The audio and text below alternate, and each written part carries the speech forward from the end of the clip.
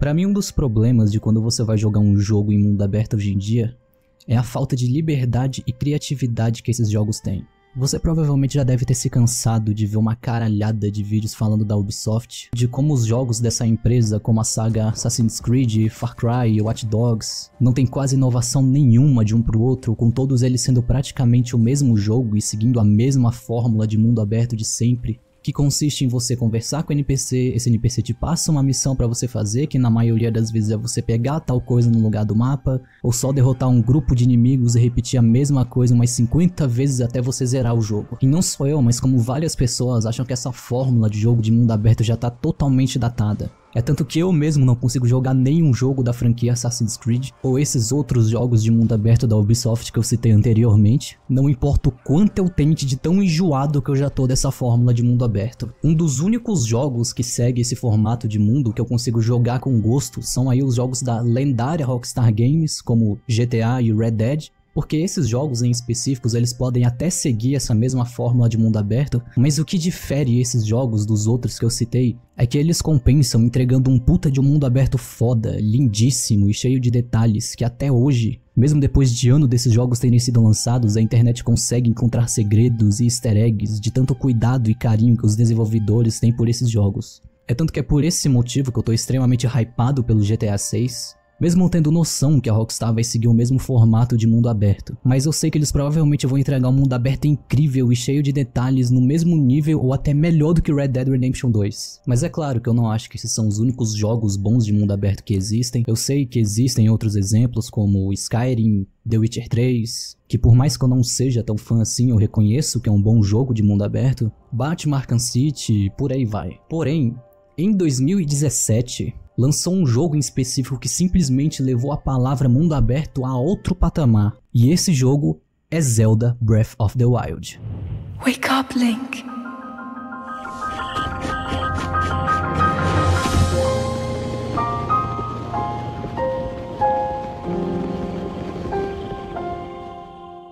Esse jogo chegou trazendo um modelo de mundo aberto que definitivamente é um mundo aberto de verdade, com o foco sendo totalmente na liberdade, com você podendo ir aonde quiser, como você quiser e quando você quiser. Cara, esse jogo inovou tanto que ele não só serviu de inspiração como jogos como Immortal Phoenix, Elden Ring, que também é outro jogo que se destaca bastante pela sua liberdade e escolhas que você tem, como também ganhou uma caralhada de prêmio, inclusive o de melhor jogo do ano em 2017, e totalmente merecido porque esse jogo é incrível mesmo. Porém, em 2023, lança um outro jogo que simplesmente pega toda essa liberdade que o Breath of the Wild tinha e simplesmente joga isso a outro patamar, que é justamente o jogo que eu vou falar nesse vídeo, a sua sequência Zelda Tears of the Kingdom.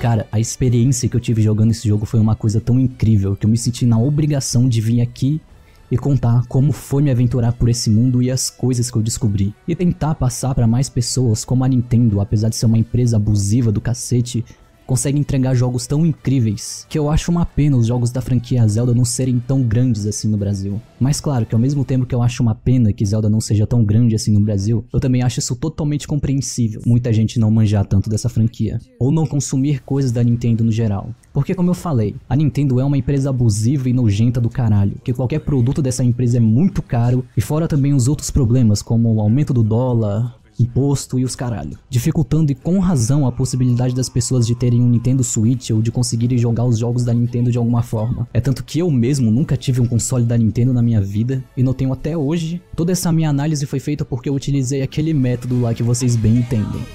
Nesse vídeo eu vou contar toda a experiência que eu tive com esse jogo, sobre tudo que eu fiz nele do início até o fim. Vai ser basicamente uma análise completa. E quase tudo que eu falar sobre esse jogo aqui também vai valer pro Zelda Breath of the Wild, já que o Tears of the Kingdom é uma sequência direta do Breath, utilizando a mesma fórmula de gameplay, utilizando o mesmo motor gráfico, mas trazendo as suas novidades que valem a pena ter um foco maior. Sendo assim, você pode considerar em grande parte isso uma análise sobre o Breath of the Wild também. Bom, pra você que não me conhece, eu sou o Vince Bandeira, tô começando o meu canal agora. Meu foco de vídeo será fazer análise de jogos, como esse que eu vou fazer agora. E se você gostar desse vídeo, considere se inscrever no canal e me seguir no Instagram, que sempre que eu for postar um novo vídeo eu vou fazer um anúncio lá. E dito isso, bora pra análise.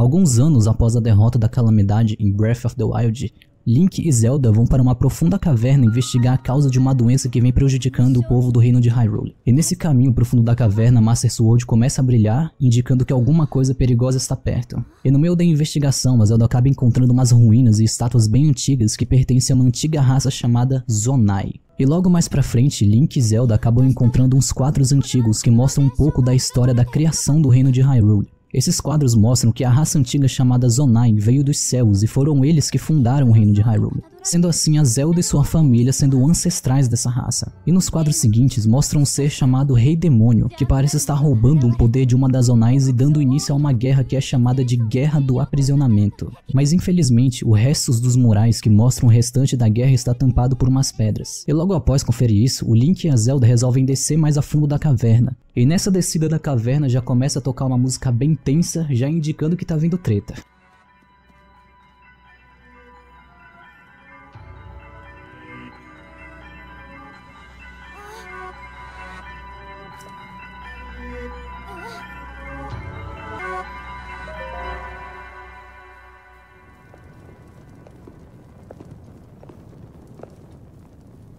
E sim, se você não percebeu, eu estou jogando o jogo com áudio em japonês. Inclusive fica aí a recomendação pra você que for jogar o jogo, é que jogue com áudio em japonês também, porque combina demais, porque esse jogo ele tem muitas cenas que tipo é muito estilo anime. Jogar em japonês eu acho que deu até uma imersão a mais. E parece até que o jogo foi pensado pra você jogar nessa forma do tanto que eu acho que combinou. Depois de descer até o fundo da caverna, o Link e a Zelda acabam vendo uma múmia com uma mão por cima dela. E assim que eles chegam perto, a mão que estava em cima da múmia acaba caindo. E dessa mão cai uma pedra brilhante que lembra até uma joia do infinito. E assim que a Zelda pega essa pedra, a múmia começa a se mexer e tenta atacar a Zelda. E nisso o Link se joga na frente da podridão e ela acaba sugando todos os corações que o Link tinha e fudendo completamente o braço dele. E logo após isso, a múmia acaba atacando de novo, mas dessa vez o Link tenta atacar a podridão com a Master Sword, fazendo assim a espada quebrar em vários pedaços, mas um desses pedaços acaba fazendo um arranhão na criatura, mostrando que apesar de ser fraca com a criatura, o poder da espada ainda tem efeito nela. E logo após isso, a múmia acaba citando o nome de Link e a Zelda, mostrando que de alguma forma ele sabe quem eles são. Mas como?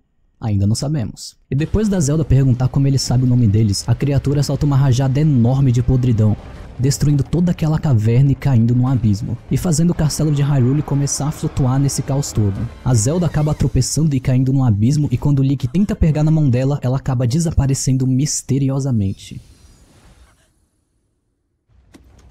E no mesmo instante, o Link é salvo pelaquela mão estranha. E logo em seguida é mostrado o castelo de Hyrule flutuando aos céus em um monte de pedra caindo. E já nesse começo a gente já pode ver como esse jogo ele tem um foco bem maior na história comparado ao Breath of the Wild. Porque enquanto no Breath of the Wild o Link ele só acorda depois de um sonho longo e logo em seguida ele já começa a exploração e foda-se, você já começou o jogo? Aqui no Tears of the Kingdom tem toda uma introdução e todo um preparo pro que vai vir. E isso pra mim já é uma grande diferença entre esse jogo e o seu antecessor. Porque no Breath of the Wild a história é super foda-se. Ela tá ali só pra fazer o jogo andar mesmo, e não só eu, mas como muita gente caga e anda pra história desse jogo, porque de fato ela é bem ignorável. Porque o que interessa mais é a exploração e as coisas que você consegue fazer naquele mundo. O que já não é o caso aqui no Tears of the Kingdom, que já começa entregando um começo muito foda e que já vai te deixando com um monte de dúvida, como por exemplo, o que é aquela criatura, como ela sabia quem era o Link e a Zelda, o que aconteceu com a Zelda, será que a gente vai recuperar a Master Sword de novo? Já são perguntas que o jogo já vai metendo bem na sua cara, que já consegue te prender pra fazer você querer saber dessas respostas. E isso já é algo incrível que esse jogo faz logo nos primeiros minutos de gameplay. Depois disso, o Link acaba acordando numa caverna só de cueca e com um braço diferente, e de repente o Link começa a ouvir uma voz de alguém contando que a Zelda falou sobre o Link pra ele, e que ele substituiu o braço do Link por esse braço que ele tá usando agora. E logo em seguida, o Link pega de volta a Master Sword, que tá toda destruída, e depois disso a gente sai pra explorar o local. E seguindo em frente, a gente acaba ativando um terminal, que deixa uma luz azul no chão. Sempre que essa marca for ativada, a gente vai poder usar ela pra se teletransportar. Essa marca que vai ser o Fast Travel do jogo. Assim que a gente ativa o terminal, um portão se abre e a gente segue mais à frente. E no meio do caminho a gente acaba encontrando uma roupinha. E mais pra frente eu vou falar sobre os trajes desse jogo. E a gente finalmente sai desse lugar, dando assim início à nossa jornada.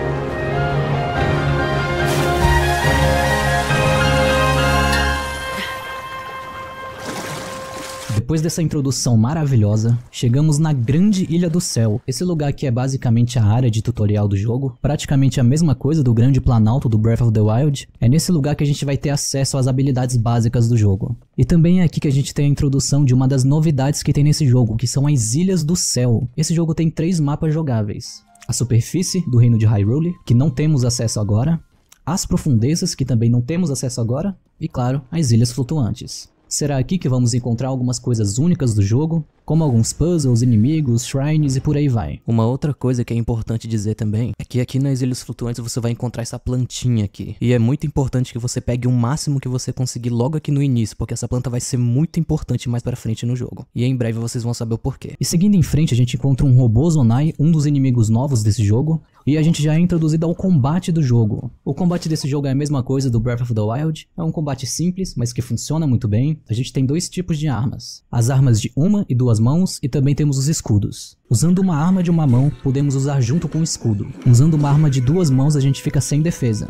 Com a arma de uma mão, a gente tem um ataque básico, e se você segurar o botão de atacar, o Link solta um ataque muito mais forte. Agora com as armas de 2 mãos, ele tem um ataque lento, mas que dá muito mais dano, e segurando o botão de ataque, o Link sai rodando assim com a arma e dando bem mais dano. Lembrando que quando você usa essa habilidade de segurar o botão de ataque, o Link gasta estamina. E outra coisa bem legal é que quando o inimigo vai bater em você, e você desviar no momento exato que o ataque dele ia pegar em você, o jogo fica em câmera lenta e você pode descer a porrada nele. E usando o escudo você também pode dar um parry nos inimigos, fazendo assim eles ficarem imóveis por um tempo. Enfim, explicando como o combate funciona, bora voltar pro robozinho. E batendo nele com a Master Sword, a espada acabou quebrando. E sim, as armas quebram. Eu sei que tem gente que odeia isso, mas o jogo ele tem uma habilidade específica que melhora um pouco isso, mas eu vou falar sobre essa habilidade mais pra frente. Após matar esse robô, ele acaba dropando algumas peças de tecnologia que vão ser bem mais úteis mais pra frente. Logo em seguida a gente conversa com o robô, mas esse não ataca a gente. Esse robô dá pra gente o Pulra Pad, que é o dispositivo que a gente vai usar pra fazer fast travel, olhar o mapa, salvar imagens e etc.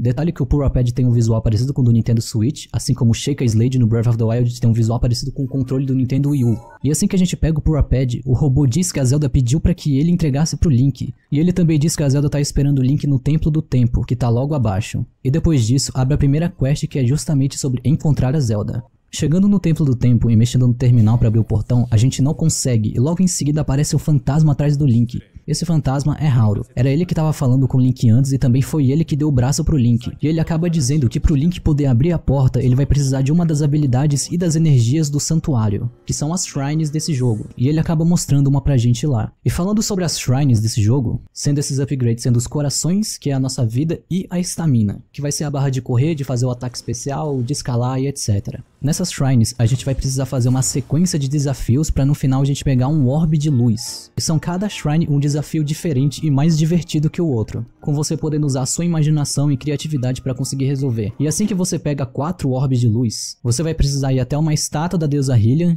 que você vai encontrar em várias partes do mapa. E assim que a gente chega nessa estátua, a gente vai poder escolher entre pegar um coração ou um pedaço de estamina. Aí você escolhe o que você vai querer fazer upgrade. Tem a shrine padrão, que são as shrines que eu acabei de falar, que é que você precisa resolver os desafios para conseguir terminar. E tem as shrines que o desafio é você chegar até ela, como essa shrine que você tem que desviar dos lasers para chegar até ela, ou essa que você precisa resolver um puzzle no céu, e assim que você resolve esses desafios, é só você entrar na shrine, pegar o baú e o orbe de luz, sem ter que resolver um puzzle dentro dela. Explicando como as shrines funcionam, agora bora entrar na primeira. E assim que a gente entra na shrine, o Hauro dá pra gente a nossa primeira habilidade, a Ultra Hand. Eu vou falar mais sobre essa habilidade assim que a gente pegar os dispositivos Zonai, que vão aparecer um pouco mais pra frente. Mas basicamente, essa habilidade vai servir pra gente movimentar e fundir objetos. Nesse início ela vai ser muito útil pra abrir e atravessar caminhos. Pegando a bênção de luz e saindo dessa shrine, a gente usa o Pulra Pad pra marcar as outras shrines, que vamos precisar ir. E agora a gente segue o caminho usando a nova habilidade que acabamos de conseguir. E no meio do caminho eu acabei encontrando um Korok. Os Korok são essas arvorezinhas que você vai encontrar em diversas partes do jogo. São eles que vão ser os responsáveis pra gente conseguir fazer o upgrade dos slots de armas. E esse Korok que eu encontrei aqui, você tem que ajudar ele a chegar no amigo dele. E aí é só você usar sua criatividade pra levar ele até lá. E assim que você levar ele até o amigo, você vai ganhar 2 sementes de Korok. Vão ser essas sementes que você vai precisar pra fazer o upgrade dos slots. Chegando na próxima shrine, a gente consegue uma nova habilidade, sendo essa habilidade de você fundir armas com qualquer objeto. E quando eu falo qualquer objeto, é qualquer objeto mesmo. E essa habilidade aqui é ótima porque com ela você só não vai poder aumentar muito mais o dano da sua arma, como você também vai poder aumentar um pouco mais a durabilidade dela. Como por exemplo, se você utilizou bastante uma espada e ela tá prestes a quebrar, você pode fundir essa espada com algum objeto, e agora essa espada somada com o objeto vai recuperar totalmente a sua resistência. E uma outra coisa interessante sobre essa habilidade é que você pode fazer com que a sua espada ou escudo tenha habilidades especiais também. Se você fundir a sua espada com alguma coisa que possa dar habilidade de congelamento, essa espada vai congelar os inimigos assim que você atacar eles. O mesmo vale pro escudo, e é ainda aqui nessa shrine que a gente tem acesso a uma outra coisa bem interessante, que é o arco e a flecha. O uso normal do arco não é muito segredo, é só você mirar e atirar. Mas uma coisa interessante é que se você pular de um lugar alto e mirar ao mesmo tempo, o jogo fica em slow motion e fica bem mais fácil de você acertar um inimigo. Mas isso também consome um pouco de stamina. Mas uma coisa bem legal que adicionaram no arco agora foi a possibilidade de você fundir as coisas com a flecha. Se você fundir alguma coisa que dá habilidade de fogo, você faz a flecha pegar fogo. A mesma coisa se você fundir com uma bomba ou algo de gelo. Mas de longe, a minha preferida é quando você funde a flecha com um olho de morcego, que assim que você joga a flecha, ela persegue o inimigo, deixando assim o uso do arco bem mais divertido. Saindo dessa shrine, aquele robô que falou com a gente antes dá pra gente uma bateria zonai. Vão ser com essas baterias que a gente vai conseguir usar os dispositivos zonais que vamos pegar logo logo. E no caminho da próxima shrine, a gente acaba encontrando uma outra novidade do jogo, que são as cavernas.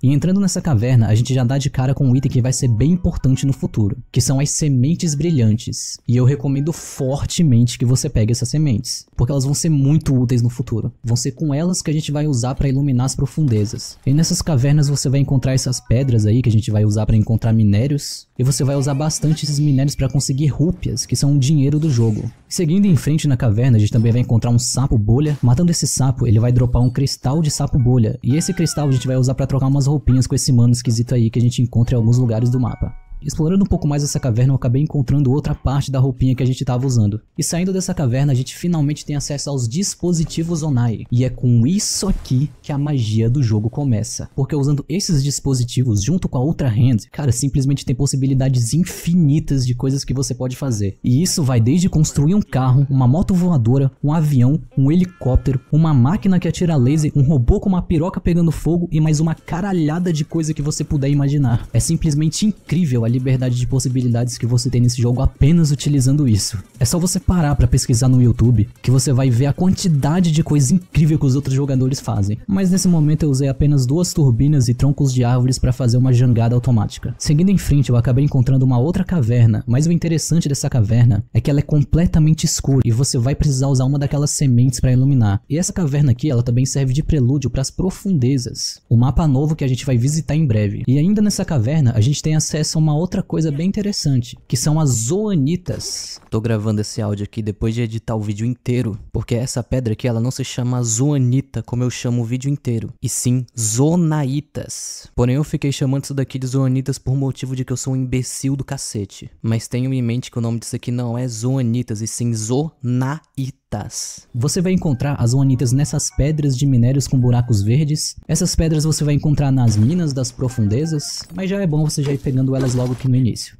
Essas zoanitas você vai usar para trocar elas por cristais de energia, e vão ser esses cristais que você vai usar para fazer os upgrades nas baterias zonai. Porque uma coisa que eu esqueci de falar anteriormente é que quando você ativa um dispositivo zonai, ele começa a gastar a bateria, então vai ser muito bom você fazer upgrade nelas. E saindo dessa caverna a gente tem acesso a uma outra coisa bem interessante, que é essa coisa aí que se parece com uma máquina de chiclete, que quando você joga nela aqueles drops do robô, ela vai jogar cápsulas de dispositivos zonai. E são com essas cápsulas que você vai poder construir os seus dispositivos pelo mapa. E seguindo em frente, a gente tem acesso a outra coisa bem importante, que é o preparo de comida. As comidas desse jogo vão servir para 2 coisas. A primeira delas é curar a sua vida. A segunda vai fazer o Link ter alguns efeitos. Por exemplo, se você cozinhar alguma coisa com pimenta, o Link vai ficar imune ao frio. E se você cozinhar uma melancia, ele vai ficar imune ao calor e por aí vai. Seguindo mais em frente, a gente chega numa área de neve, e se você prestar atenção, você vai ver que tem um termômetro bem ali no canto. Esse termômetro normalmente fica no meio, e se ele for um pouco mais para a esquerda, o Link vai começar a ficar com frio, e se for um pouco mais para a direita, ele começa a ficar com calor. Como eu tô numa área de neve, ele fica se tremendo todinho de frio, então eu comi um prato com pimenta para passar um pouco frio. E a gente vai ter que ficar fazendo isso até a gente conseguir achar um traje de frio.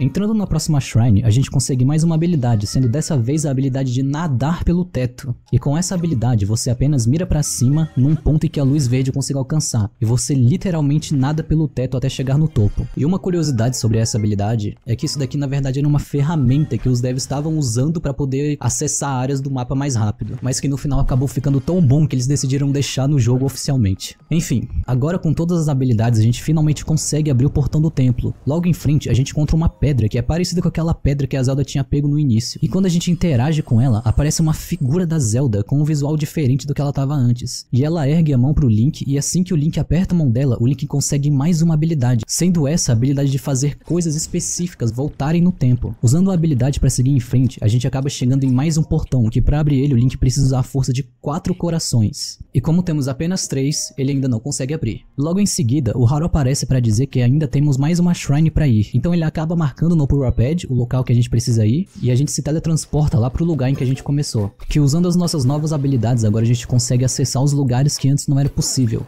Seguindo em frente, a gente encontra a última shrine e pega a última bênção de luz que faltava. E logo em frente dessa shrine tem um robô, e é por esse robô que a gente vai usar aqueles cristais para fazer os upgrades das baterias zonais. Agora com a última bênção de luz, a gente vai na estátua da deusa que tá bem na frente do portão grande e faz um upgrade de coração. E agora com o upgrade feito, a gente finalmente consegue abrir o portão. E assim que a gente abre o portão, o Haru elogia o Link pela coragem e diz que conta com ele para encontrar a Zelda, e logo em seguida ele desaparece. E seguindo em frente, a gente encontra uma esfera dourada, e quando a gente interage com ela, isso daqui acontece.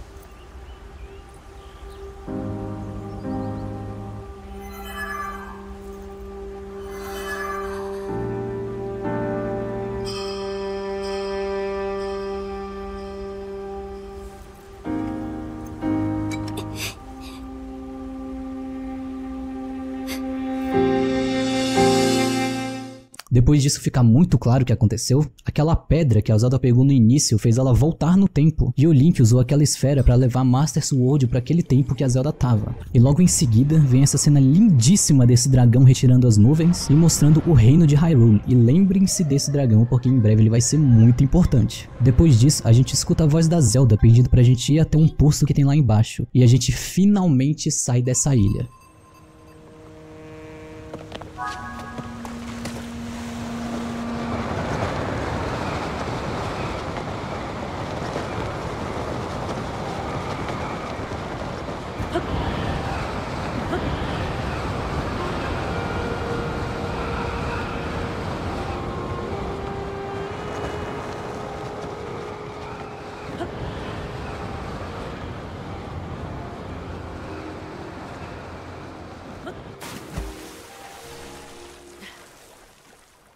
E bem-vindos de volta ao reino de Hyrule. A partir de agora que o meu PC vai peidar pra caralho pra rodar essa porra. É sério, tanto que o meu PC crashou nesse jogo, a partir desse momento não tá escrito. E agora a gente finalmente tá livre pra explorar todo o mapa de Hyrule. E eu vi muita gente reclamando por conta do jogo reutilizar o mesmo mapa do Breath of the Wild, mas particularmente pra mim isso não foi um problema, até porque eu achei que o jogo entregou muita novidade interessante. Então eu particularmente não vi problema da reutilização do mapa de Hyrule. Eu acho que uma das coisas que eu compreendo sobre as críticas do mapa é que a maioria das coisas sobre a exploração, assim, mais secundária, é considerada bem repetitiva, porque quase todas as atividades secundárias do jogo consistem em você encontrar shrines e ajudar um NPC e ganhar 50 rupees no final. Eu entendo quem acha isso chato e repetitivo, mas eu particularmente acho a gameplay e a exploração desse jogo tão divertida e gostosa que eu simplesmente não me importei com isso. Eu ainda continuei me divertindo muito com esse jogo, mas como eu disse, eu entendo quem não curtiu. Voltando pro jogo,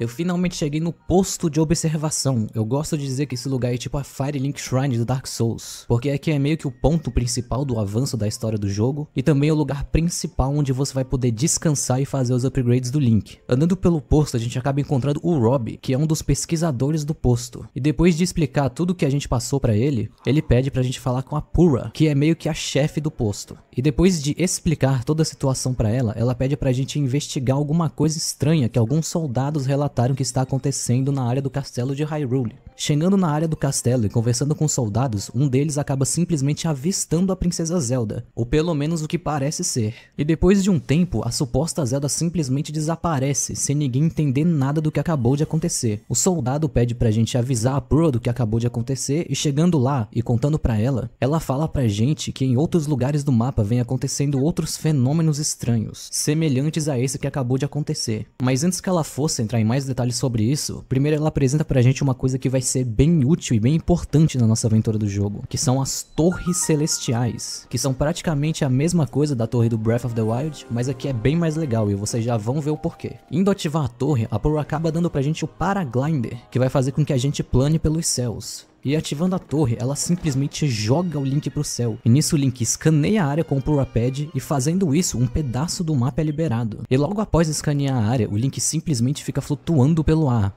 E isso aqui vai ser bem útil pra gente alcançar certos lugares do mapa, e também vai facilitar bastante a gente alcançar algumas ilhas do céu. Sem contar que é bem divertido sair voando pelo mapa. Essas torres celestiais, você vai encontrar várias delas pelo mapa. Algumas pra você liberar, você vai ter que fazer certos tipos de desafio pra conseguir liberar elas. Como essa que você precisa remover uma lama pra abrir a porta, ou essa que você tem que fazer um mecânico chegar até a torre pra conseguir consertar ela. E os desafios pra liberar ela são bem simples, nada muito difícil. Depois de liberar a torre, conversando com a Purah, ela entra em detalhes sobre os estranhos fenômenos que vêm acontecendo pelo mundo. Basicamente, depois que aconteceu aquela catástrofe com o Link e a Zelda e o castelo começou a flutuar, uma maldição foi solta pelo mundo, fazendo assim que alguns lugares de Hyrule sofressem com alguns fenômenos paranormais. E esses lugares são Ebra, na Vila dos Rito, Eldin, na cidade dos Gorons, Gerudo, no deserto de Gerudo, e Lanayru, no reino do Zora. Depois disso, a Purah pede pra gente ir investigar esses fenômenos e a quest Eventos Paranormais se inicia. Mas antes da gente seguir com essa quest principal, eu decidi dar uma explorada pelo mapa e fazer uns upgrades. Só pra vocês terem noção, eu fiquei cerca de 10 a 15 horas só explorando o mapa do jogo antes de começar a fazer as quests principais. Só pra vocês terem noção da quantidade de coisa que vocês têm pra fazer nesse jogo. Nisso, eu fui atrás de ir atrás de todas as torres celestiais e desbloquear todo o mapa. Matei alguns bosses secundários, farmei itens. E uma das coisas mais importantes, peguei uma caralhada de shrine pegando assim um monte de bênção de luz. E eu recomendo que você faça a mesma coisa, porque além de você aproveitar muito mais o jogo, isso também vai te ajudar bastante nas quests principais. E sobre as bênçãos de luz, fica a seu critério como você vai querer fazer os upgrades. Se você vai querer aumentar a sua vida ou se você vai querer aumentar mais a sua estamina. Eu preferi dividir bem entre as duas. Por exemplo, eu fazia 4 upgrades de vida e 4 upgrades de estamina. E uma coisa que vai ser bem útil comentar agora também são sobre os trajes do jogo. Esse jogo tem uma variedade gigante de trajes. Alguns servem apenas para estética, mas também tem vários trajes que têm algumas funções bem úteis, que vão ajudar de alguma forma. Eu não vou me aprofundar muito sobre eles, mas tem 2 trajes específicos que eu recomendo fortemente, que vão ajudar muito no começo do jogo. Que é o traje de escalada, que faz o Link escalar bem mais rápido, e o traje de planar, que faz o Link planar pelo céu de uma forma bem mais fácil. Esse traje é bem útil depois que você sai voando depois de usar a Torre Celestial. Depois de ter feito todos esses upgrades e pegado tudo que eu precisava, bora dar continuidade nos eventos paranormais. Sendo a nossa primeira parada, a Vila Rito. Chegando na Vila Rito, a gente já percebe que o local tá bem diferente de quando a gente tava no Breath of the Wild. Enquanto no Breath a vila parecia ser um lugar bem calmo e bonito, aqui no Tears ela tá sendo afetada por essa nevasca, deixando tudo com uma estética deprimente. E andando por lá eu acabei encontrando o traje de frio, que vai fazer o Link não tomar dano em locais frios. E eu recomendo que você também compre porque é bem melhor do que ficar comendo comida com efeito. E andando um pouco mais a gente acaba encontrando o nosso amigo Tulin.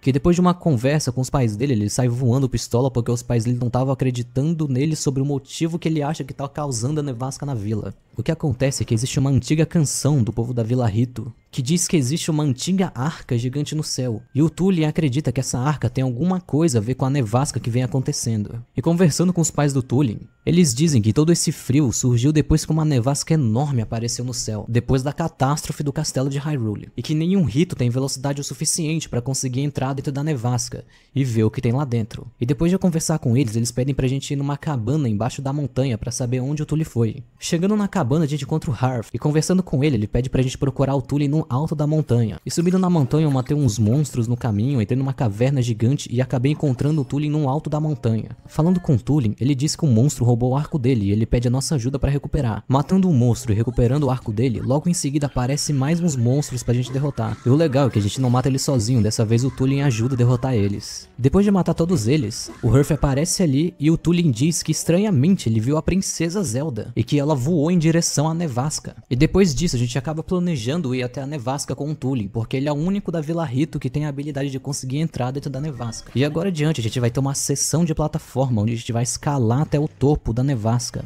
E uma coisa bem legal é que agora com a presença do Tulin, a gente tem uma habilidade que o Tulin joga uma rajada de ar, fazendo a gente dar um dash enquanto a gente tá planando. Uma coisa que vai ajudar muito, principalmente quando a gente for explorar mais as Ilhas do Céu. Seguindo mais à frente, o Tulin começa a escutar uma voz chamando pra ele ir até a nevasca. E olhando mais de perto, a gente vê um monte de barcos voadores que são citados na canção que o Tulin havia falado anteriormente, mostrando assim que talvez o Tulin não estava errado sobre a origem da nevasca. E pulando em um desses barcos voadores, você é jogado pra cima que nem um trampolim.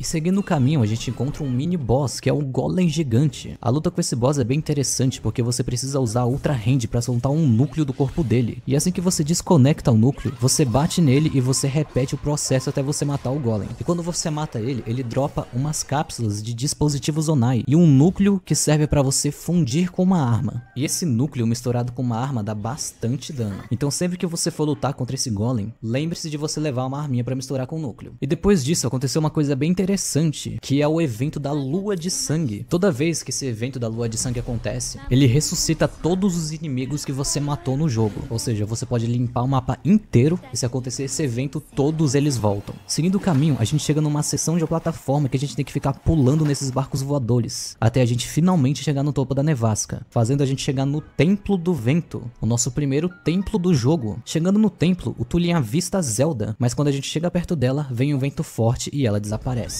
Depois disso a gente ativa um terminal para abrir uma porta no chão, mas ele não abre porque as outras engrenagens estão desativadas. E o que a gente vai ter que fazer é ativar as engrenagens que estão faltando. E explorando o templo eu acabei encontrando um moinho de vento que para ativá-lo a gente precisa usar uma rajada de vento do Tulin. E ativando a gente liga uma das engrenagens da porta. E depois de ativar todos os moinhos que faltavam, a gente liga todas as engrenagens e agora a gente finalmente pode ativar o terminal. E assim que a gente abre a porta sai um puta vento forte jogando o Tulin e o Link pro alto.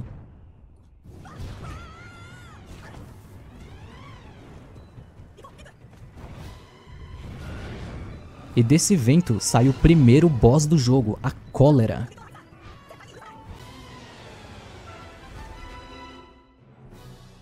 E eu acho essa luta contra esse boss muito foda, porque ela é toda feita no ar, e eu acho que é uma das lutas de boss mais divertidas do jogo. E sem contar a trilha sonora dessa boss fight que é muito boa.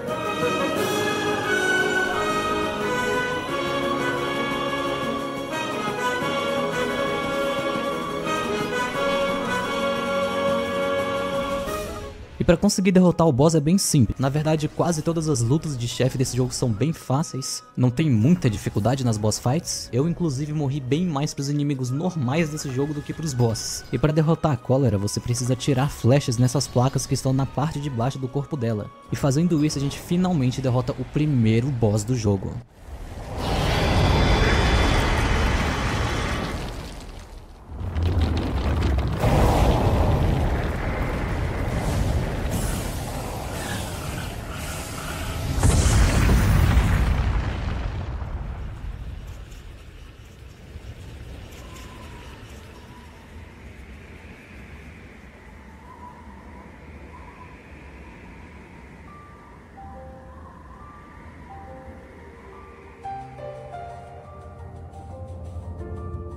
Após derrotá-lo, toda aquela nevasca da Vila Rito some, e como todo jogo da franquia Zelda, um recipiente de coração é dropado, que usando ele você consegue um coração a mais, sem precisar das 4 bênçãos de luz.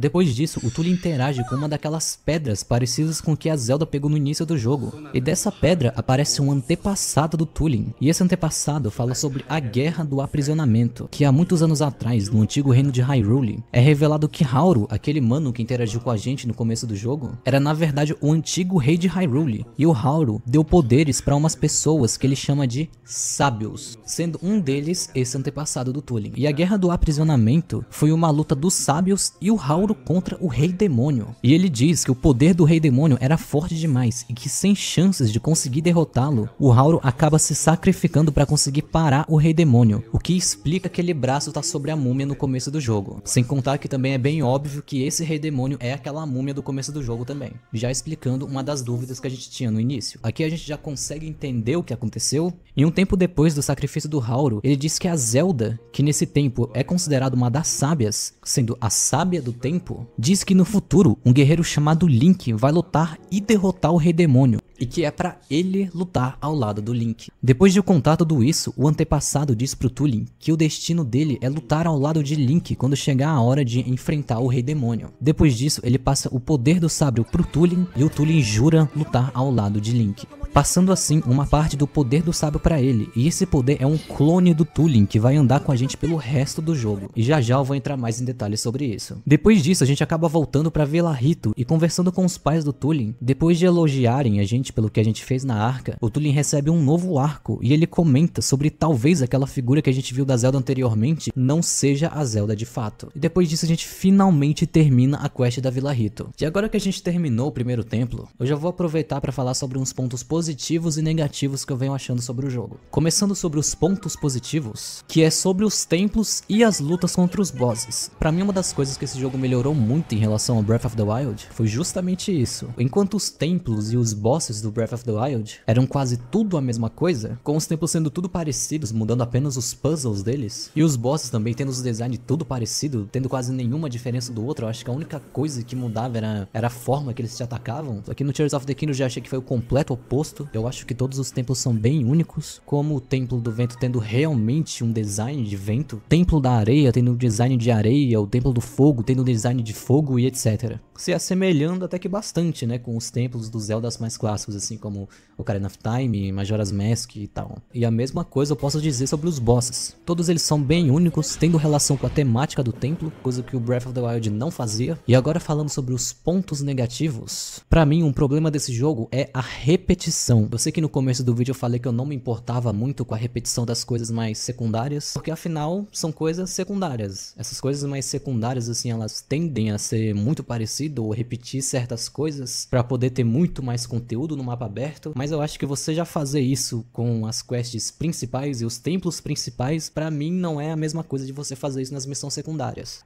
E uma das coisas que se repetem muito nesse jogo é justamente toda essa quest dos eventos paranormais. E o mais paia é que essa quest é, eu acho que pelo menos uns 60 ou 70% da história principal do jogo. O problema dessa quest é que os outros eventos, como o do deserto de Gerudo, a cidade dos Goron e o reino dos Zora, são tudo quase a mesma coisa. A única coisa que muda é o local, os personagens e o design do templo. É sério, todos os eventos dessa quest vão acontecer as mesmas coisas que aconteceram nessa da Vila Rito. Você vai chegar no local que depois da catástrofe do castelo de Hyrule começou a acontecer algum problema, como no deserto de Gerudo, que foi tomado por uma tempestade de areia e que foi infestada por esses bichos esquisitos. Na cidade dos Goron apareceu essa coisa que eles comem, e depois de comer eles entram numa espécie de transe. No reino dos Zora, o reino ficou poluído por uma lama que está caindo do céu, deixando alguns Zoras doentes. E depois disso você vai fazer o caminho até o templo. Você vai sempre encontrar aquela figura misteriosa da Zelda, que claramente não é a Zelda de verdade, só que tipo, poucas vezes no jogo é explorado os personagens suspeitando disso de alguma forma decente. Aí depois disso você chega no templo, derrota o boss com a ajuda de um dos sábios, e depois de derrotar os bosses, todos aqueles problemas que estavam acontecendo nos reinos termina. Depois os seus companheiros vão interagir com aquela pedra e vão ter o exato mesmo diálogo com os antepassados deles, falando sobre a guerra do aprisionamento, que a Zelda falou para eles lutarem ao lado do Link, e tudo aquilo que a gente já viu antes. E depois disso eles fazem um juramento pro Link, e o Link agora tem acesso a todos os poderes deles. E por isso eu achei melhor não resumir como foi a jornada em todos os locais dessa quest, porque como eu falei, é a mesma coisa do que aconteceu nessa quest da Vila Rito. E porque eu tô com preguiça também. A porra desse roteiro aqui já tá enorme, mas eu acho que vale a pena mencionar sobre os personagens, os poderes e os bosses que a gente enfrenta. No deserto de Gerudo a gente é acompanhado pela Rijo, a rainha do deserto de Gerudo, e quando a gente interage com ela é criado esse campo de eletricidade, que quando a gente atira uma flecha, um raio cai no local bem onde a flecha foi atingida. E no templo de areia a gente enfrenta a rainha Gibdo, que para atacar ela a gente precisa usar a habilidade da Rijo para jogar um raio nela, fazendo assim ela cair no chão e a gente finalizar ela com um ataque físico. Já na cidade dos Gorons a gente é acompanhado pelo Yunubo, que depois da gente liberar ele de uma maldição que estava controlando ele pelo óculos que ele estava usando, a gente começa a usar a habilidade dele, que consiste em você usar ele como uma bala de canhão. E isso vai servir para você atacar inimigos e também quebrar pedras que bloqueiam alguns locais em cavernas. E uma outra coisa bem legal é que quando a gente estiver dirigindo algum veículo, o Yunubo vai ficar bem na ponta do veículo pra gente usar ele tipo como um canhão mesmo. E indo com ele até o topo da Montanha da Morte, onde tá a entrada do próximo templo, tem uma parte bem divertida onde a gente vai enfrentar um boss de pedras gigantes, dirigindo um avião de dispositivos Zonai. E para atacar esse gigante a gente tem que usar o Yunubo como bala de canhão para destruir todas as cabeças dele.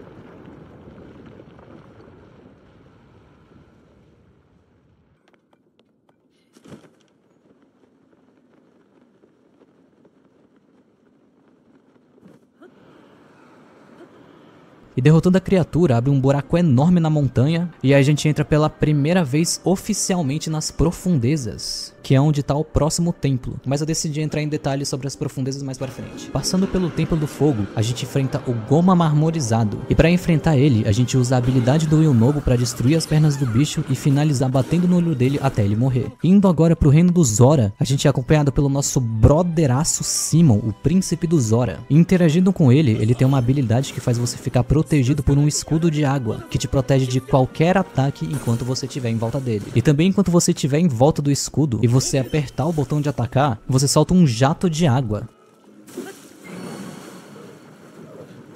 Passando pelo Templo da Água, a gente enfrenta o Muktorok, que é uma lula que entra num tubarão de lama, e para atacar ele, a gente precisa usar a habilidade do Sidon ou jogando alguma outra coisa que tem água nele. Depois disso, a gente finaliza ele com ataque físico. E fazendo tudo isso, a gente finalmente resolve o problema dos eventos paranormais de todas as regiões de Hyrule. E depois dessa quest, a gente tem a companhia de todos os sábios e as suas habilidades. E falando deles, eu vou citar mais um ponto negativo desse jogo, que é sobre o fato de que para você poder usar a habilidade dos sábios, você precisa ir até um deles e apertar o botão de interação para poder usar as habilidades. E isso para mim é um ponto negativo porque é horrível de você fazer isso enquanto você estiver em batalha, por exemplo. E sem contar que também me dá agonia você tá andando e ver todos eles correndo assim perto de você. Então em grande parte do jogo eu prefiro desativar todos eles no menu, deixando só o Tooling, porque ele é muito útil para quando a gente estiver planando, coisa que a gente faz muito nesse jogo. E eu só prefiro ativar eles quando eu estiver em batalha mesmo. E se você não jogou o jogo e você tá se perguntando o que caralhos é aquela figura da Zelda, que apareceu em todas as regiões do mapa, calma que a gente já vai ver isso agora.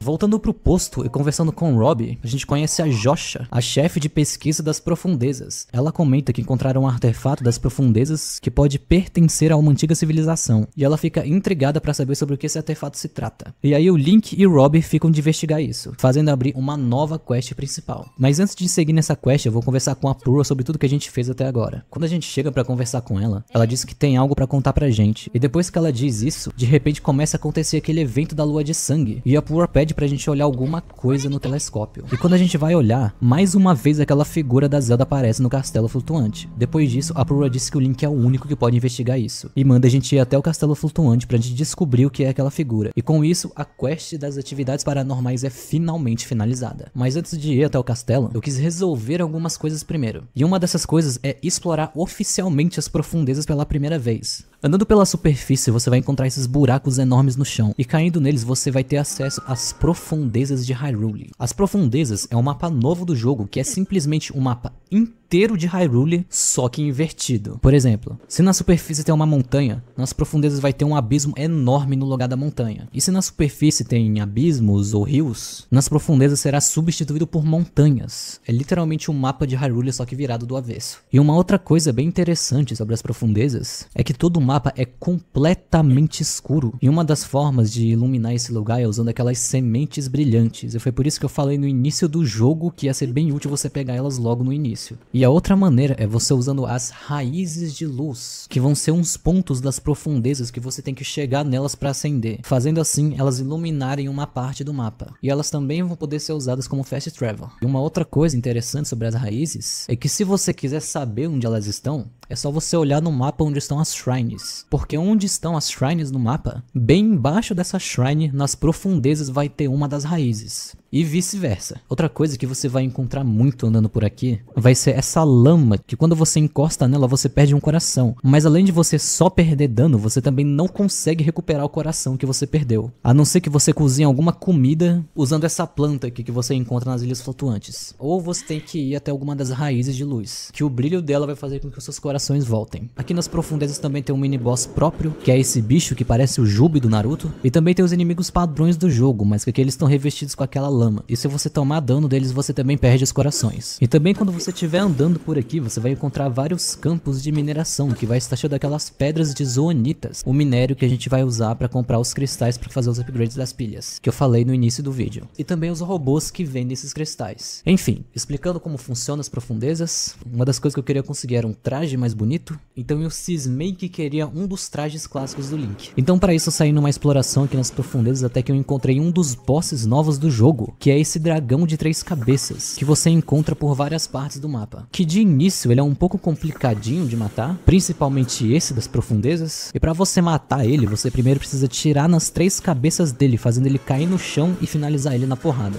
E matando ele, eu completei esse traje lindíssimo do Zelda Twilight Princess. E eu também vou estar deixando na descrição o link do canal que mostra a exata localização das peças desse traje. E depois de ter pego o traje, eu aproveitei que já estava nas profundezas e fui fazer aquela quest da Josha. Me encontrando com o Rob, ele também encontra uma estátua, e essa estátua se parece bastante com aquele desenho do artefato que a Josh encontrou. E conversando com o Rob, ele dá pra gente uma opção nova do ProPad, que é a câmera fotográfica, que além de tirar foto, também serve para catalogar todos os seres vivos do jogo. Tirando uma foto da estátua, a gente volta pro posto e mostra a imagem pra Josha, ajudando na pesquisa dela e finalizando por enquanto as atividades nas profundezas. Depois disso eu finalmente decidi ir até o castelo de Hyrule. Chegando lá eu encontrei a suposta Zelda. Chegando perto dela desaparece uma tropa de monstros aparece pra lutar com a gente. Depois de derrotar uma caralhada de monstros, a gente finalmente dá de cara com aquela figura da Zelda de uma vez. Link, 来てくれるのを待っていました。ねえ、リンク、あなたに見せたいものがあるの。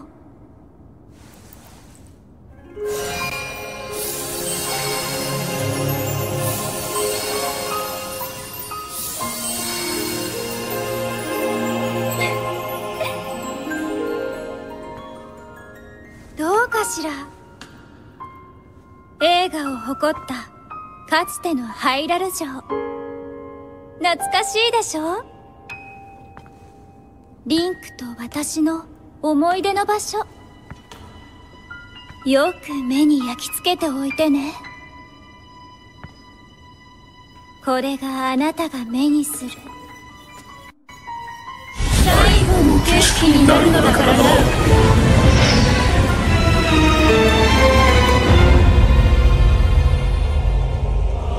正気に侵されてもなお生きながらえ、そして我のしもべどもをほふる剣士。あの時貴様の命がついえなかったのはその哀れな右腕の強力か。まあよい、せっかくつないだ命もここまでだ。この娘の姿は貴様らを欺き惑わせ観察するにはちょうどよかった。だがもはやその必要もない。我がり生まれし人形よ、そやつをムクロにしてやるがよい。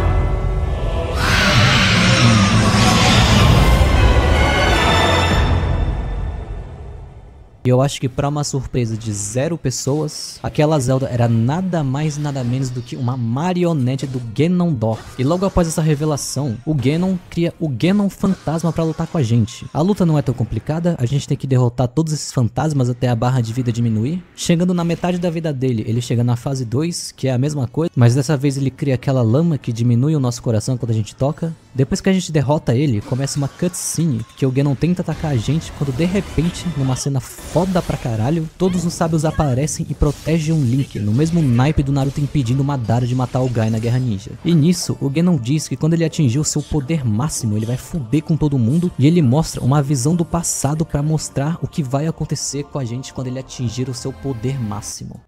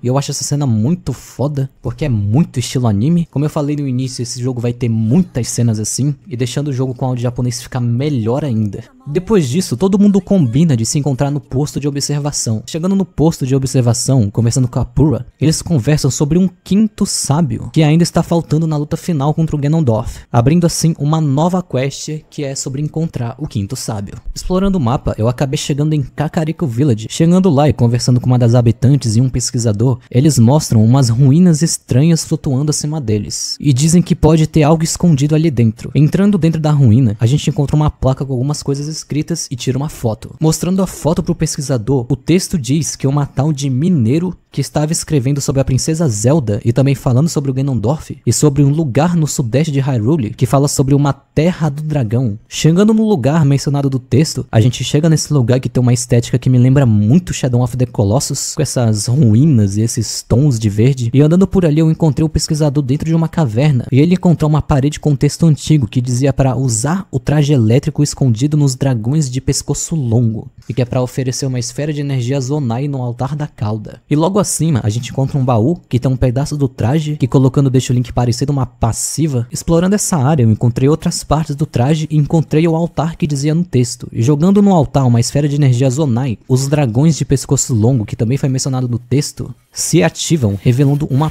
puta ilha no céu. Indo pra ilha, eu acabei sendo atingido por um raio, porque uma coisa que eu esqueci de dizer é que se você estiver usando alguma coisa de metal enquanto estiver tendo uma tempestade, quase sempre você vai ser atingido por um raio. E essa ilha ela tá toda em volta de uma enorme tempestade. Indo mais à frente à ilha, eu acabei chegando no final dela, que tem um portão, que pra você abrir você precisa usar a força dos corações. E abrindo o portão, eu encontrando uma máscara que jogou um feixe de luz, mostrando o lugar que a gente precisa levar ela, abrindo uma nova missão principal e levando a gente pra um novo templo. E uma coisa interessante sobre essa quest é que se você vier nessa ilha sem fazer aquela quest de Kakariko com os pesquisadores, essa ilha ela vai estar em volta de uma puta neblina que você não consegue enxergar quase nada. Mas mesmo assim, se você for persistente, você pode fazer todo o caminho até chegar nesse templo, sem ter que fazer toda aquela quest de Kakariko. E foi exatamente isso que aconteceu comigo. A primeira vez que eu joguei o jogo, eu cheguei nesse templo sem fazer a mínima ideia que tinha toda aquela quest de Kakariko Village. Eu nem fazia ideia que essa quest existia.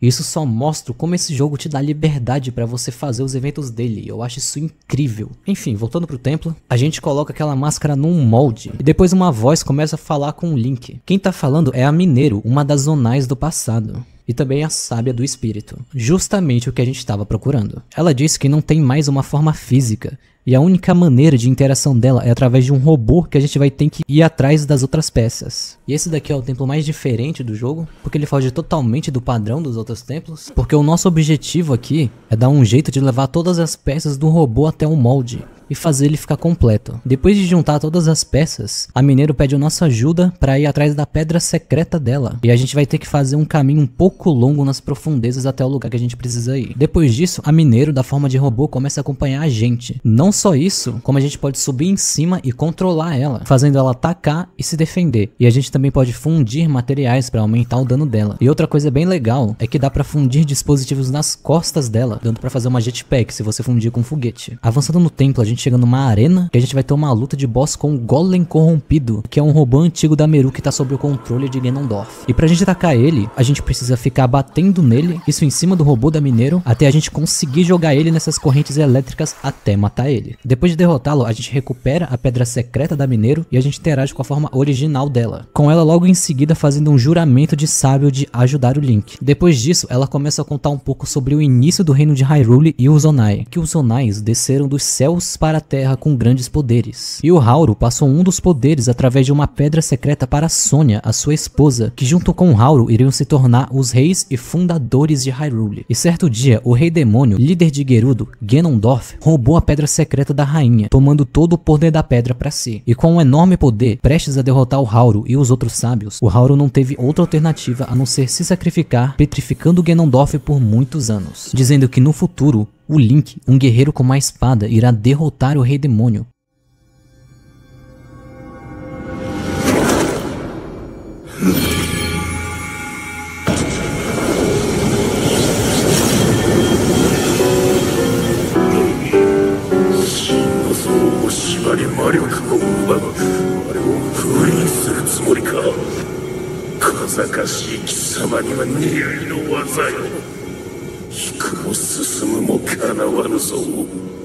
侮るな。もとより引く道など持たぬ覚悟。ラ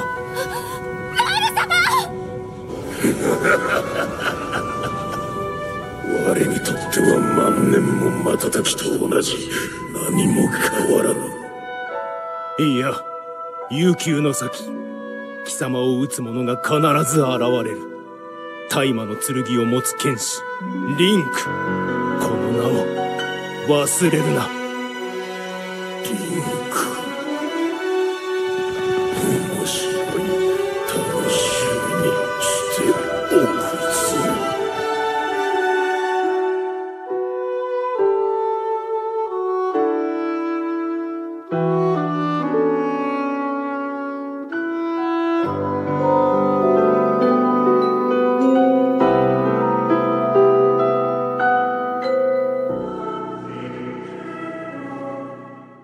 E essa cena mostra como que o Ganondorf conheceu o Zelda e o Link. Depois disso, a Mineiro fala também sobre o dia em que a Zelda falou com ela sobre a Master Sword, e que a única maneira de recuperar a espada vai ser com a Zelda fazendo algum tipo de sacrifício. O que seria esse sacrifício?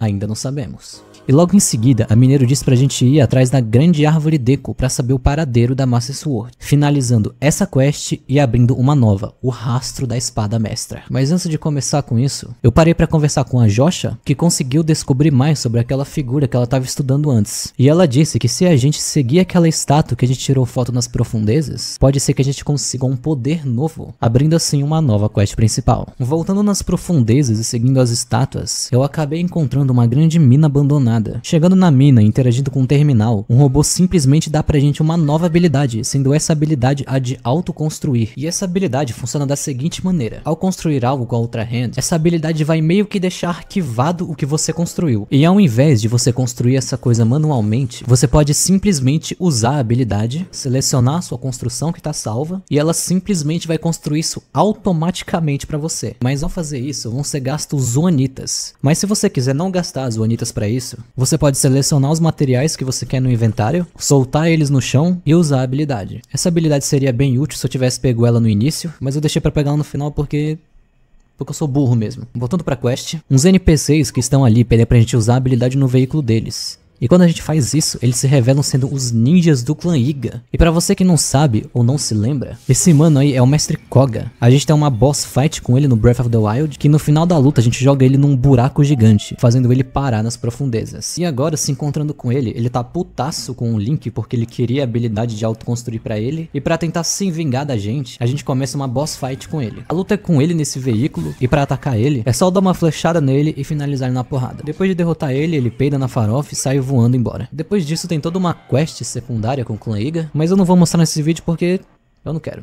Concluindo a quest, eu fui pra Floresta Korok pra descobrir sobre a Master Sword, mas chegando lá a gente simplesmente não consegue entrar na floresta, porque uma névoa pega a gente e leva a gente pro começo de novo. No Breath of the Wild aconteceu uma coisa parecida, que você tinha que seguir um caminho exato pra conseguir entrar na floresta, e caso você vá pro caminho errado, você é levado pro começo também. Mas diferente do Breath, aqui a gente não consegue entrar na floresta de jeito nenhum. E conversando com o Korok que tava ali, ele disse que também não tava conseguindo entrar na floresta, e ele fala sobre um buraco que se abriu perto da floresta, e se tem um buraco, só pode ser relacionado às profundezas. Pulando no abismo que tava ali perto e andando nas profundezas debaixo da floresta, a gente encontra uns Koroks debaixo de uma pilastra gigante que tá em volta de grandes raízes. Se você resolver usar a habilidade de atravessar o teto bem ali, a gente vai parar finalmente na Floresta Korok. E andando na floresta vai ter uns Koroks parados, e ao tentar conversar com eles, eles simplesmente não respondem. E ao tentar falar com a grande árvore Deku, ela não diz mais nada a não ser meu estômago. E entrando dentro dela, a gente encontra um buraco com aquela lama dos abismos, e pulando nele aparecem essas mãos bizarras.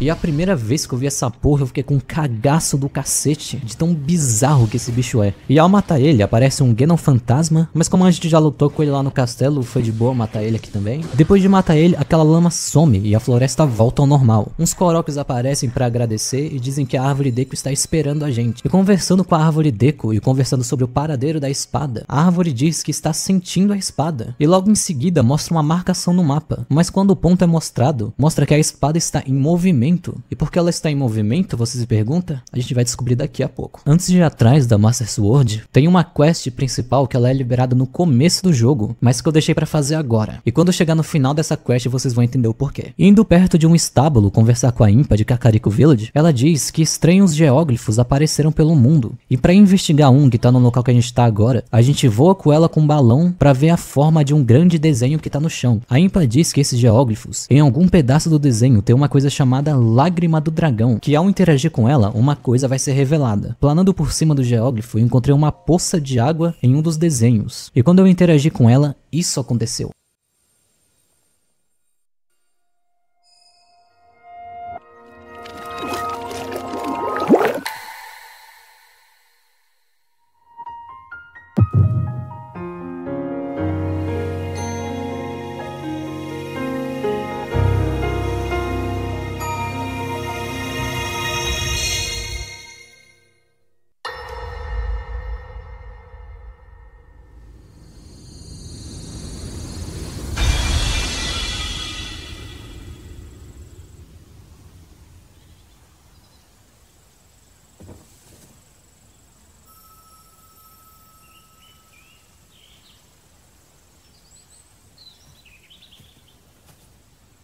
Ara? まあ、大変。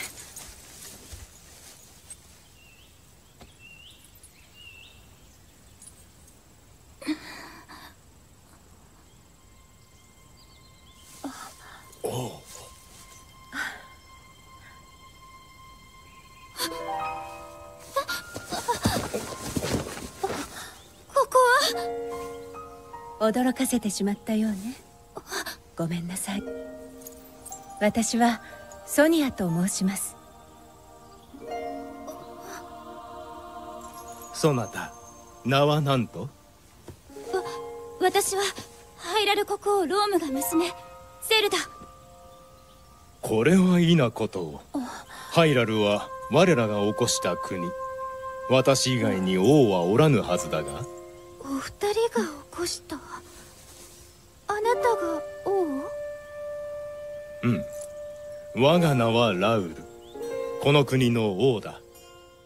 Essa poça de água de alguma forma armazenou uma lembrança do passado, do momento em que a Zelda viajou no tempo e conheceu os fundadores de Hyrule. Voltando ao normal e conversando com a Impa sobre o que a gente viu, ela disse que existe um templo que tá não só relacionado a esses geóglifos que a gente viu, mas com vários outros que estão espalhados pelo mapa. Chegando no templo, a gente vê na parede o desenho dos outros geóglifos e um mapa esculpido de Hyrule, mostrando o local onde cada geóglifo tá. E a ordem que a gente precisa seguir é a ordem dos desenhos da parede, indo da direita para a esquerda. Se você não jogou Breath of the Wild, essa quest é basicamente uma versão da quest das fotografias que tem no Breath, que você tinha que tirar uma foto de um local bem específico que você viu um flashback sobre o que aconteceu no passado. E aqui no Tears of the Kingdom é exatamente a mesma lógica, mas dessa vez você tem que ir em todos os geóglifos e encontrar no desenho onde tá aquela poça d'água. E o interessante é que apesar de ter uma ordem, você pode fazer isso na ordem que você quiser. A diferença é que se você fizer isso, você provavelmente vai achar toda a história bem confusa. Sem contar o fato do puta spoiler que você pode acabar recebendo. Então pra você ter uma experiência bonitinha, eu aconselho você a fazer na ordem correta. Vê aí um guiazinho no YouTube que você vai conseguir fazer tudo direitinho. Sabendo qual é a ordem dos geóglifos e a localização, bora atrás deles. Eu não vou mostrar eu indo em todos eles para não ficar chato, então eu vou só mostrar os flashbacks. O começo dos flashbacks, como foi mostrado no anterior, vai mostrando o início da relação da Zelda com o Hauru e a Sonia, e ela conhecendo a antiga terra de Hyrule. 私が知っている景色ではありません。神話としてしか語られていない遥か昔。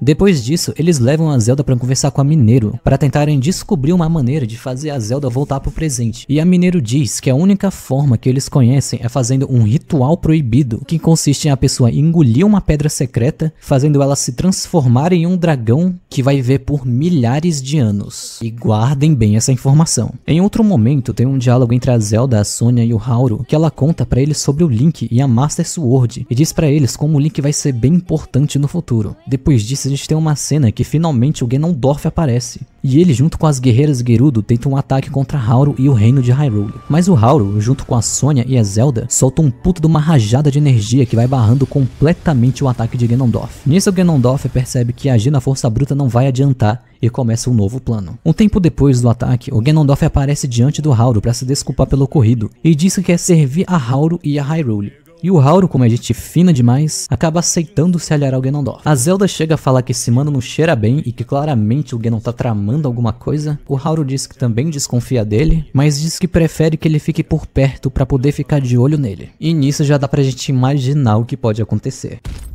Uma coisa que é interessante mencionar é que o reino de Gerudo, de onde vem o Ganondorf, é um reino em que vive apenas mulheres, parecido com a Ilha das Amazonas na Mulher Maravilha. E esse reino, a cada 100 anos, nasce um homem, e como uma tradição, esse homem que nasce, ele é colocado para ser o líder supremo do reino de Hyrule. Machismo do caralho. E é por isso que o Ganondorf ele tem essa personalidade, de querer liderar e dominar tudo. Um tempo depois, a Sonia vai conversar com a Zelda sobre um assunto importante, e Zelda tenta atacar a Sonia, mas essa claramente não era Zelda, e a Zelda verdadeira aparece protegendo a Sonia. Mas quando elas pensavam que estava tudo sob controle, Ganondorf aparece atrás da Sonia, empunhalando ela por trás e roubando a pedra secreta dela, consumindo a pedra e tendo uma transformação muito foda.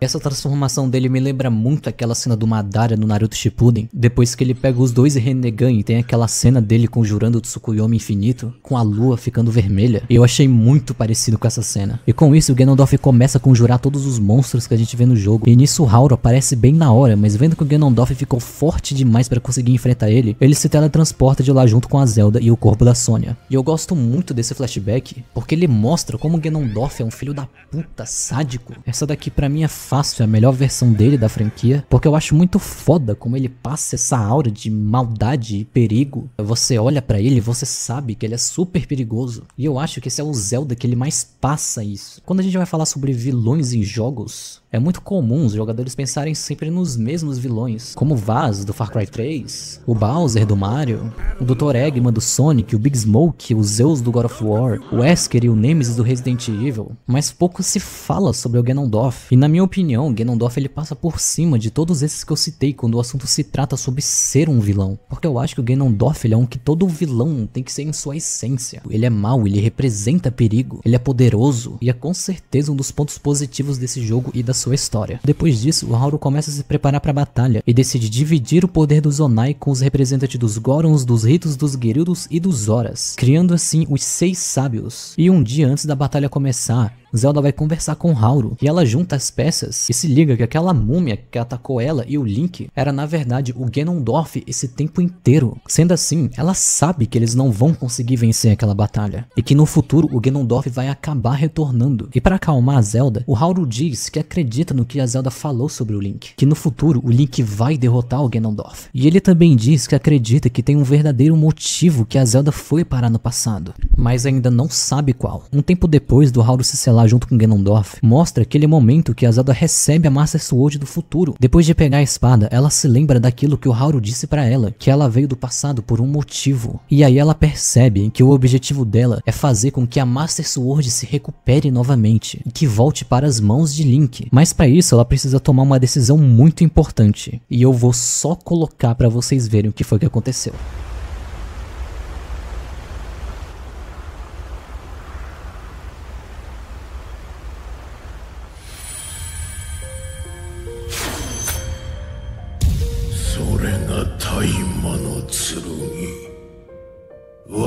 正気で砕ける刃では役に立たぬ。聖なる力を浴び、その力が強大であればあるほど剣の力もまた強くなるのだ。あなたは時の力だけでなく強く神聖な浜の力も秘めている。奇跡を飲んだ者は調整不能の竜となり永劫の時を手に入れる。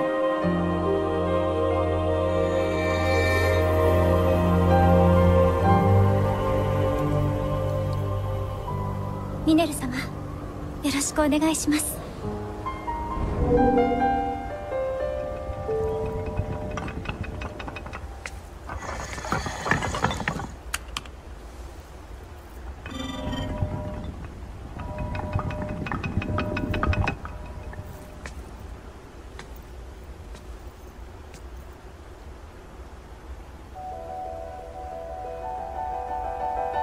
リンク、マスターソードは必ず復活させます。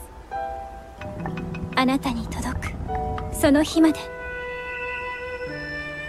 私が聖なる力で抱き続け、必ず魔王を打ち倒せる剣に。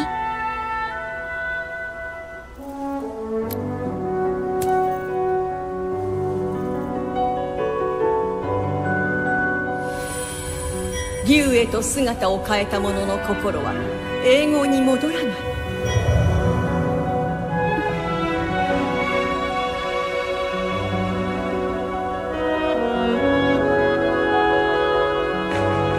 だから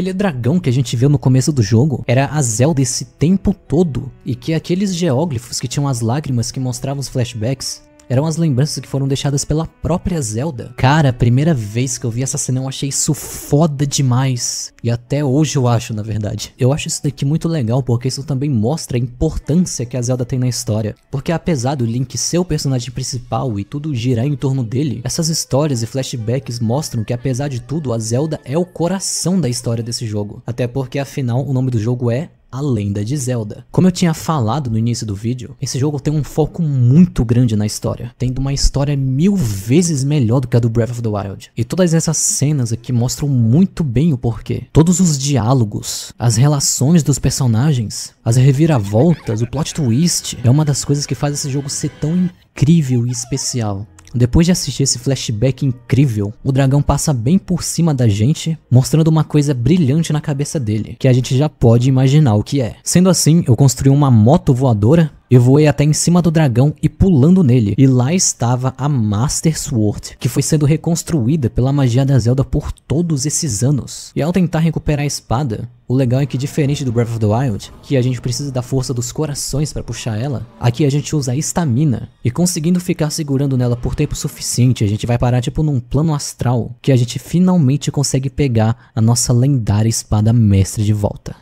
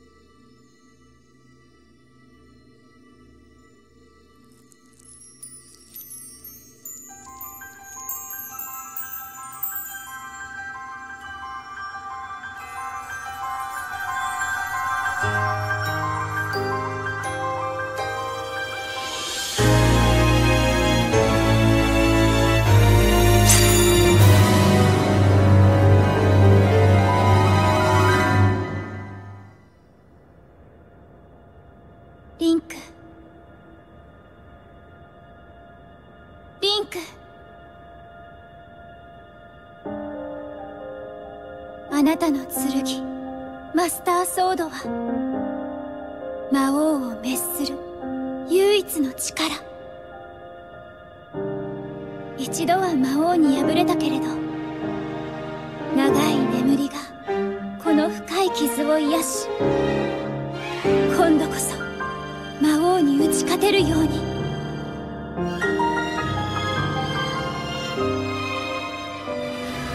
必ず新たな力を吹き込んでみせる。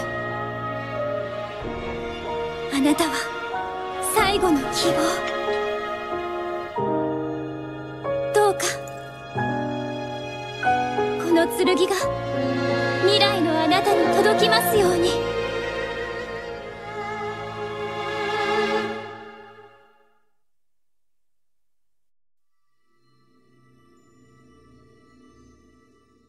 Depois dessa cutscene maravilhosa, a gente volta para aquela primeira ilha do tutorial e a quest da espada é finalizada. Depois disso eu voltei pro posto de observação e fui falar com a Purah sobre ter pego a espada. E ela disse que agora a gente está preparado para ir atrás do Ganondorf e que o lugar que ele deve estar provavelmente é nas profundezas. E depois da gente salvar as regiões de Hyrule dos eventos paranormais, de ter conseguido as habilidades dos sábios, de ter descoberto a verdade sobre a Zelda e o passado, e de finalmente ter pego a Master Sword, chegou a hora da gente fazer o que a gente queria desde o início do jogo. Vamos destruir o Ganondorf.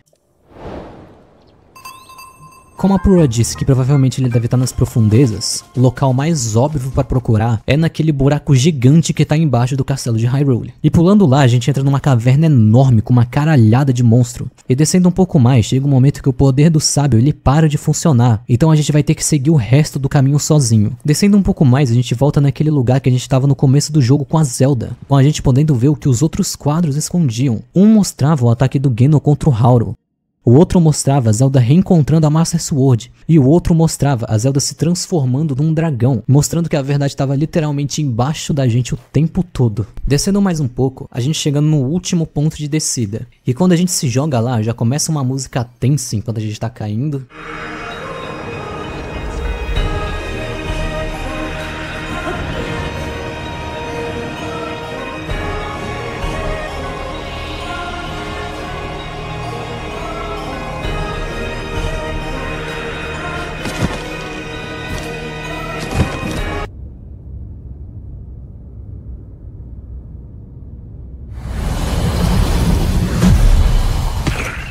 Quando a gente chega no chão, um exército de monstros aparecem para parar o Link. E no maior estilo dos heróis chegando na batalha final contra o Thanos e Vingadores Ultimato, todos os nossos amigos sábios aparecem bem na hora para ajudar na luta contra os monstros.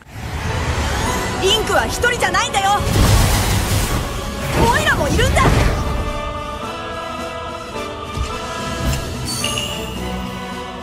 僕もご先祖様の思いを受け継いで一緒に戦う頃。リンク、俺たちがハイラルを守るんだ。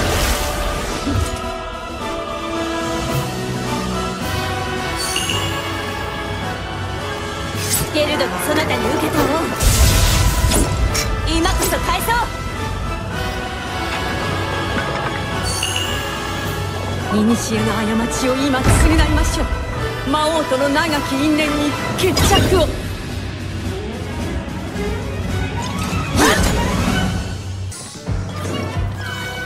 E assim começa uma grande batalha contra o exército de monstros, que a gente tem que matar todos eles até a barra de vida chegar ao fim. Depois de matar todos os monstros, não bastando isso, todos os bosses que a gente enfrentou anteriormente também aparecem na luta final. Mas todos os nossos companheiros ficam para lutar contra eles, e pedem para que a gente avance. Sendo assim, a gente segue o caminho para a luta contra o Rei Demônio. Mas antes de seguir, uma curiosidade sobre essa batalha final. Assim como no Breath of the Wild, se você quiser, a partir do momento que a gente sai da ilha do tutorial, você pode vir direto para essa batalha final, sem precisar fazer absolutamente nada do que a gente fez até agora. Só para vocês terem noção, o meu tempo de gameplay nesse jogo foi de 2 dias e 16 horas de gameplay. Porém, o recorde mundial é de menos de 1 hora. Só que o mais interessante é que se você for corajoso o suficiente para vir pra cá de uma vez, além de enfrentar aquele exército de monstros sozinho, já que você não fez aquela quest dos eventos paranormais, então logo você não se aliou aos sábios, assim que você derrotar um exército de monstros, você também vai ter que derrotar todos os bosses do jogo, de um por um, de uma vez só. Então, meu amigo, se você tiver bolas o suficiente para dar uma de speedrunner e querer vir direto para a batalha final, boa sorte que você vai precisar. Depois de seguir o caminho, a gente finalmente se encontra cara a cara com o Ganondorf.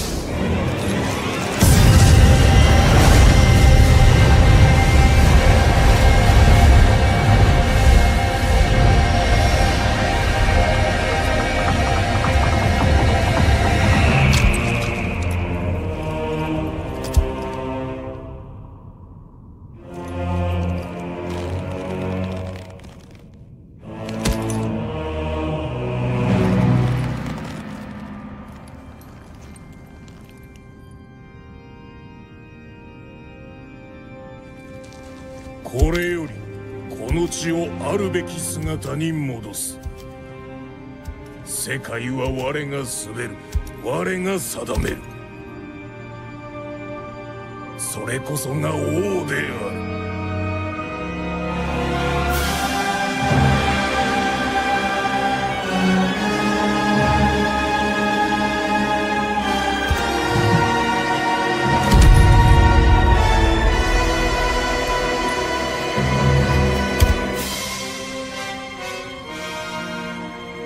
活目せよ。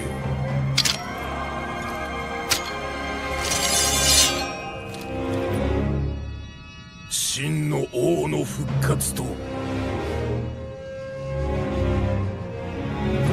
その世界の始まりを。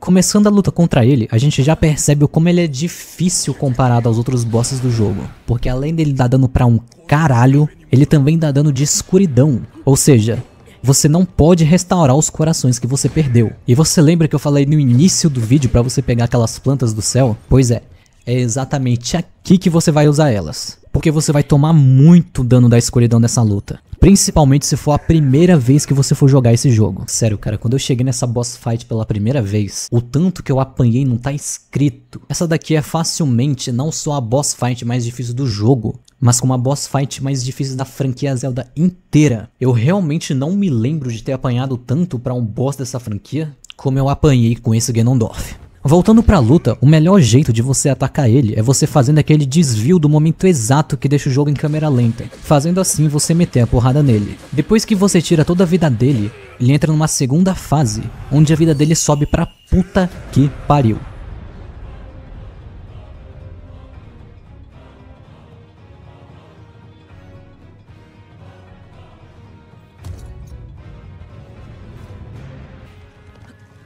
E ele também invoca aqueles fantasmas pra luta, mas pouco a pouco os nossos companheiros sábios aparecem pra ajudar na luta. Essa luta com ele nessa fase é ainda mais complicada, porque ele também desvia muito dos nossos ataques. Então a gente tem que continuar fazendo aquilo de desviar para atacar. Aí quando a gente consegue tirar metade da vida dele, vem a terceira fase, em que ele joga todos os sábios pra longe e agora a luta fica ainda mais difícil.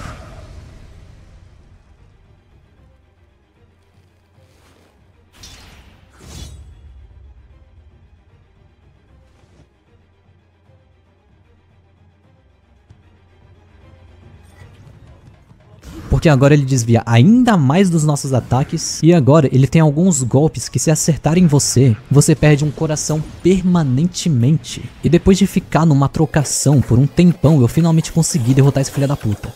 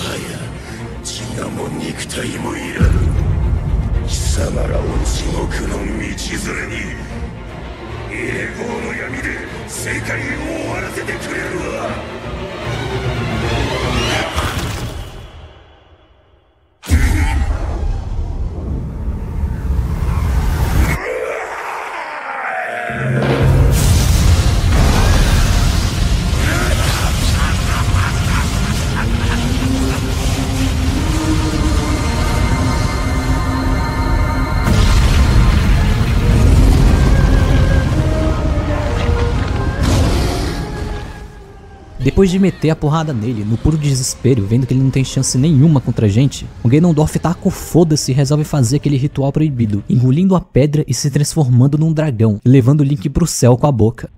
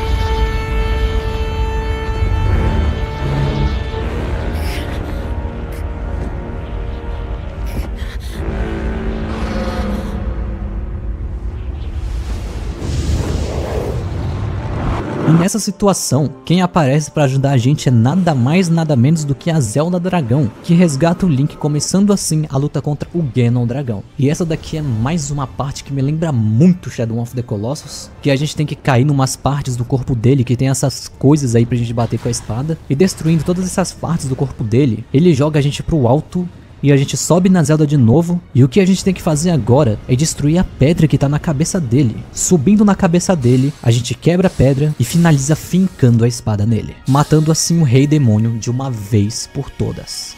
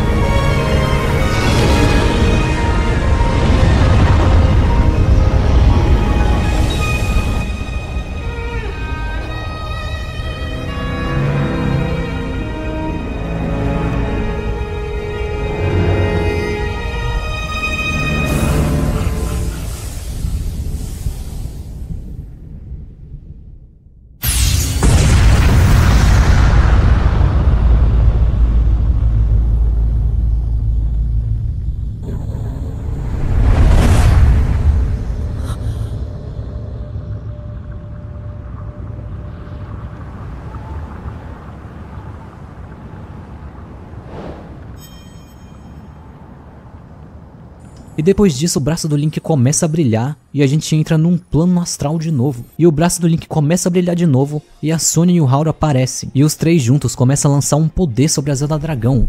E eles finalmente fazem a Zelda voltar ao normal, trazendo ela de volta. Depois disso o braço do Link volta ao normal e o Haru e a Sonya finalmente podem descansar.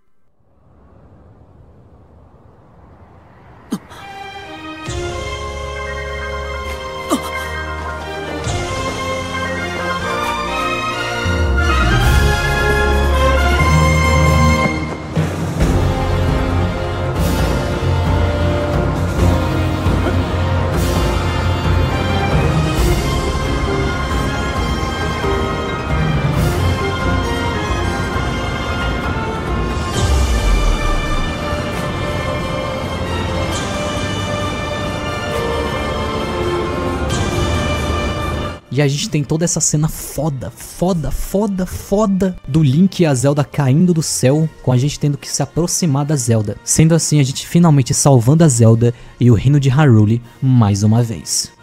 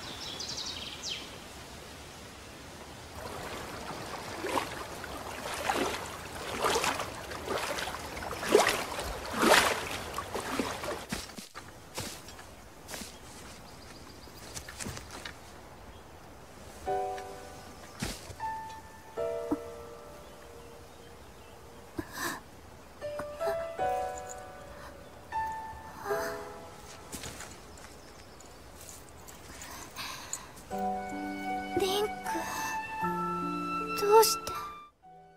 Depois de carregar a Zelda da água, a Zelda fica feliz por ter conseguido cumprir o seu objetivo de fazer com que o Link recuperasse a espada de volta, e ela nos agradece por ter a salvado e salvado o reino, finalizando assim a nossa aventura e essa história maravilhosa. ありがとう。私、ずっと昔の時代でいろんな人に会いました。あなたに話したいことがたくさんあります。ただいま、リンク。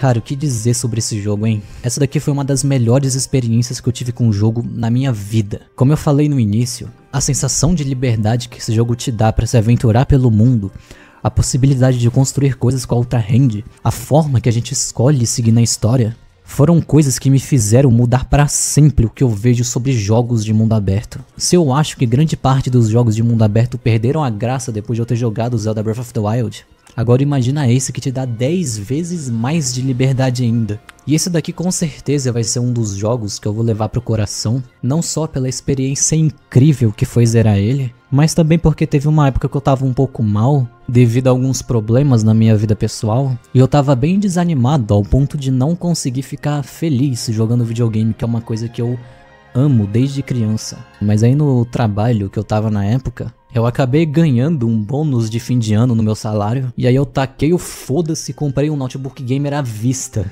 E eu tinha muita vontade de jogar Zelda Tears of the Kingdom. Eu ficava vendo as reviews e as gameplays desse jogo no YouTube e eu só ficava pensando, meu Deus do céu, eu preciso jogar isso. E aí quando eu comprei o meu notebook novo, eu consegui baixar um emulador de Nintendo Switch e consegui jogar esse jogo que eu tanto queria. Quando eu coloquei as minhas mãos nesse jogo, eu fiquei tão imersivo nesse mundo. Eu me diverti tanto que parece que eu nunca tinha sido triste na minha vida. E eu consegui me sentir feliz de novo jogando um jogo de videogame. E é tanto que foi ele que me deu a inspiração de eu vir aqui e contar a minha experiência nesse vídeo e começar um canal sobre isso também. E eu espero muito que dê certo. E bom, eu acho que eu já disse tudo que eu tinha pra falar. Dando uma nota pro jogo, uma nota crítica pra mim ele é um 9. Só não é 10 por conta dos defeitos que eu falei anteriormente. Mas se eu for dar uma nota emocional, é facilmente um 10. Por conta de tudo que esse jogo me fez sentir. Enfim, se você gostou desse vídeo, eu agradeceria muito se você se inscrevesse no meu canal e deixasse seu like também. E daqui a um tempo eu volto aí falando sobre Resident Evil 5. Agradeço a você por ter assistido até aqui e tchau!